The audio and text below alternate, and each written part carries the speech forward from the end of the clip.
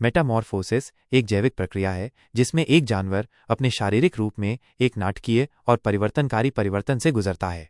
अक्सर एक युवा से वयस्क अवस्था में परिवर्तन शामिल होता है। ये प्रक्रिया जीवों के जीवन चक्र का एक महत्वपूर्ण हिस्सा है और विभिन्न प्रकार के जानवरों में पाई जाती है। यहाँ मेटामॉर्फोसिस के बारे में और जानकारी दी गई है। मेटामॉर्फोसिस के प्रकार। पूर्ण मेटामॉर्फोसिस, कंप्लीट मेटामॉर्फोसिस।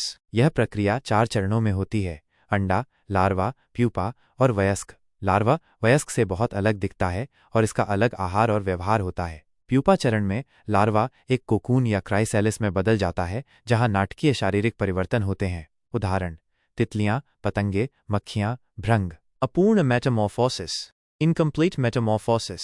यह प्रक्रिया 3 चरणों में होती है: अंडा, निम्फ और वयस्क। निम्फ वयस्क के छोटे संस्करण की तरह दिखता है, लेकिन पंख और जननांग जैसे कुछ संरचनाओं की कमी होती है। निम्फ वयस्क बनने तक कई बार पिघलता है। उदाहरण: टिड्डे, झींगुर, ड्रैगन फ्लाई। सीधा विकास, डायरेक्ट डेवलपमेंट। इस प्रक्रिया में युवा जानवर अंडों से निकलते हैं और वयस्कों के छोटे संस्करणों की तरह दिखते हैं, किसी भी विशिष्ट लार्वा चरण के बिना। उदाहरण: कुछ प्रकार के कीड़े।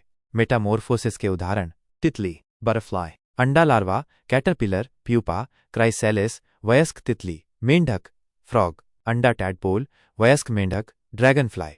ड्रैगन फ्लाई, अंडा निम्फ, वयस्क ड्रैगन फ्लाई।